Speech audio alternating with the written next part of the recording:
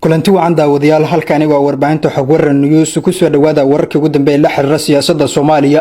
qodobada xiisaha leh ee idin haynana waxa ka mid noqonaya madaxweynaha muddaxileedkiisu dhamaaday Maxamed Cabdullaahi Farmaajo oo lagu eedeeyay inuu qalalaaso siyaasadeed ka wado Soomaaliya maxkamadda ciidamada qalabka sida oo maanta xukun kala duwan ku riday rag si la yaab leh dacwo geysan jiray gobolka Banaadir ra'iisul wasaare Maxamed Xuseen Rooble oo lagu baaqay inuu faraha kala baxo kiiska Igraan Tahliil Faarax maxay tahay sababtu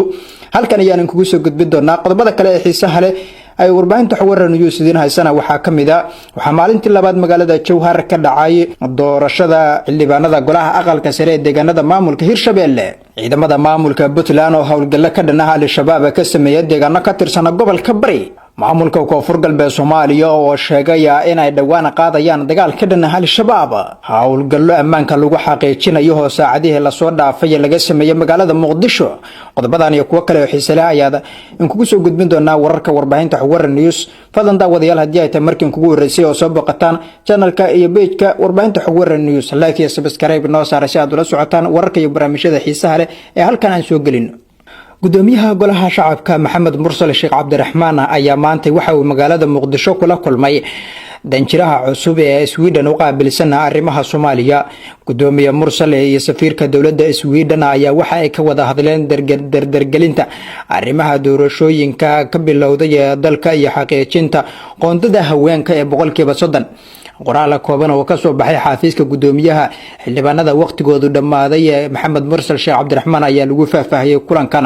waxaana sidoo kale kulankani goobjoog ka ahaa mas'uuliyiin kale oo ka tirsan xildhibaanada golaha shacabka gudoomiyaha Mursal iyo safiirkan ayaa sidoo kale waxa ay ka wada hadleen halka ay haatar marayaan arrimaha doorashooyinka dalka iyo siyaasadda kacsan ee ka taagan fila Soomaaliya Sweden ayaa ka mid ah dawladaha saaxiibka la Soomaaliya waxayna si dhow la socotaa dhaqdhaqaaqa siyaasadeed ee dalka ka jira iyo doorashada 2022 la filayo in Soomaaliya ay ka dhacdo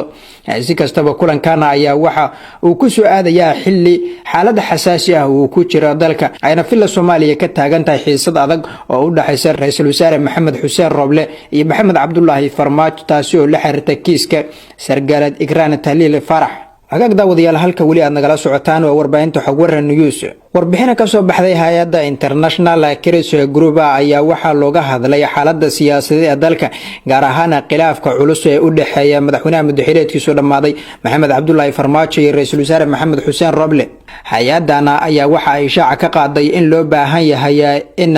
la qaado tillaabooyin degdeg ah oo xal loogu raadinayo xiisadda ka taagan fila Soomaaliya si aysan mar kale dib ugu dhigin waqtiga la qorsheynayo in ay ku dhacdo doorashada Soomaaliya warbixintan ayaa waxa sidoo kale lagu sheegayaa in uu walwal xoog leh ka dhashay tillaabooyinka uu qaaday Farmaajo waxaana intaasi lagu dartay hay'adan in waxa Soomaaliya ka socda xilligan ay tahay in loo arko musalsal iyadoo ra'iisul wasaare Maxamed Xuseen Rooble ugu baaqday in dalkana uu gaarsiiyo waqtiga lagu talagalay doorashada in ay ku dhacdo isla markaana laga ilaaliyo qalqalka dhanka siyaasadda ah ee xilligan ka taagan fila Soomaaliya hay'adan ayaa sidoo kale sheegtay in tilaabo kasta oo xilka looga qaadayo Rooble ay keeni karto muran siyaasadeed oo hor leh maadaama uu mas'uul ka yahay doorashada Soomaaliya hay'adda International Crisis Group ayaa qoraalkeeda waxa ay ku soo hadal qaaday amarkii ka soo baxay ra'iisul wasaare Maxamed Xuseen Rooble ee la xiriiray maamulka maaliyadda ee dalka waxayna tilmaantay inuu isu huri karo xiisad siyaasadeed oo haatan ka dhacda magaalada Muqdisho mar kale Farmaajo ayaana waxa ay ugu baaqeen inuu ka fiirsado tillaabooyinka la yaab kale ee marba marka ka dambeeyay uu qaadayo kuwaasi oo dalka carqalad siyaasadeed ay gelin kara sidoo kale hay'adana ayaa soo jeedisay in xayiraada lagu soo rogo madaxda mas'uulka ka ah khilaafkana si cadaalad loo soo hortaago si kastaba xiisada siyaasadeed ka taagan fila Soomaaliya ayaa haatan ah mid cakiran waxaana Farmaajo iyo Rooble ay ku kala tageen kulamo maalmihii la soo dhaafay ay ku yeesheen fila Soomaaliya kuwaasi ay garwadeen ka hayeen Axmed Cabdikariyo Qorqor hogaamiyaha Galmudug iyo sidoo kale Cabdicasiis Xasan Maxamed Lafta Gareen madaxweynaha maamulka Koonfur Galbeed Soomaaliya ra-iisul wasaarihii hore ee Soomaaliya sidoo kalena mar noqday madaxweynihii hore maamulka Puntland Cabdiweli Maxamed Cali Gaas ayaa waxa uu mar kale ka hadlay xaaladda siyaasadeed ee dalka gaar ahaan xiisada u dhaxaysa madaxweynaha madaxweyneedkiisu dhamaaday Maxamed Cabdullaahi Farmaajo iyo ra-iisul wasaaraha dalka Maxamed Xuseen Roble. Cabdiweli Maxamed Cali Gaas ayaa nasiib darro waxa uu ku tilmaamay go'aamada isdiidan ee ka soo kala baxaya labada dhinac, waxa uu tilmaamay in labaduba ay si kala baxeen xeyndaabka dowladnimada isla markaana ay xaaladoodu xilligan marayso meel halis ah. Sidoo kale waxa uu ku taliyay in kiiska Igraan Tahliil Faarax ay sida weyn hadalhayntiisu uga dhalatay Soomaaliya ay faraha kala baxaan hay'adaha ugu sareeya dowladda sida madaxweyne Farmaajo iyo ra-iisul wasaare Maxamed Xuseen Roble, si gaar ah loogu daayo hay'adaha cadaaladda u qaabilsan dowladda. Ra-iisul wasaarihii hore ee Soomaaliya oo hadalkiisa sii watay ayaa waxa uu shaaca ka qaadaya in guusha Roble kaliya ay ku jirto in dalkan uu ka qabto doorasho xor iyo xalaal ah. Waxa uu yiri guushu iyo guuldaraduba waxa ay ku xiran tahay doorasho sax ah oo lagu kalsoon yahay oo ka dhacda Soomaaliya, isla markaana ay rajeynayaan bulshada Soomaaliyeed si cadaalad ah in ay ku dhacdo. magaalada Jowhar ee caasimada dowlad goboleedka Hirshabelle ayaa waxaa maalintii labaad ka dhacay qaar ka mid ah doorashada kuraasta xildhibaanada golaha aqalka sare ku matalaya dowlad goboleedka Hirshabelle. xildhibaanada Hirshabelle ayaana maalintii labaad u fariistay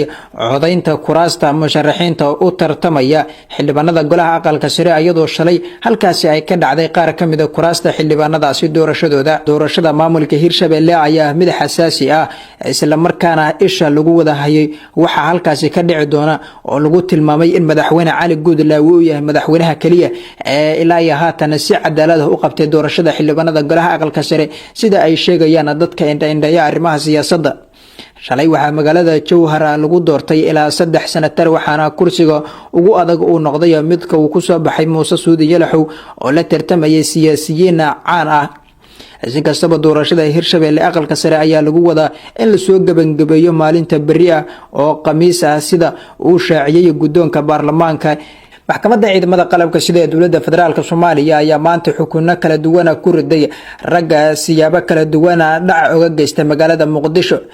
Maxamed Cali Cabdi Isaaq iyo Axmed Yaasiin Xaaji Gaabow ayaa lagu wada xukumay min 15 sano oo xabsi ciidan ah oo dhawaan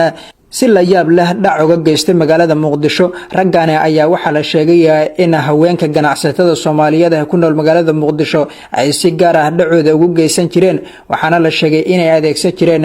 simikaarada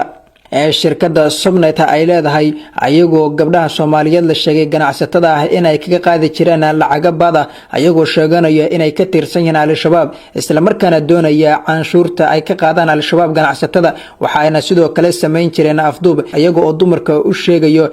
in ay ka tirsan yihiin Al-Shabaab. waxaana ugu dambeyn ciidamada dowladda u suurta gashay in ay gacanta ku soo dhigaan shabakadan siyaabaha kala duwan dhaca uga geysata magaalada Muqdisho, kuwaasi oo dacwadooda ay hay'adda nabad sugidda sirdoonka qaranka Soomaaliyeed ay u soo gudbiyeen haweenka ganacsatada ah ee ku dhaqan magaalada Muqdisho dhibaatooyin kala duwan ku qabay. guud ahaan daawadayaal warkaad kala socoteen warbaahinta Xog Waran News waa naga intaas. fadlan daawadayaal haddii markiin kugu horeysay oo soo booqataan page-ka iyo channelka warbaahinta Xog Waran News, like iyo subscribe noo saar si aad ula socotaan wararka iyo barnaamijyada xiisaha leh ee halkan mar walba aan soo gelin. mahadsanidin.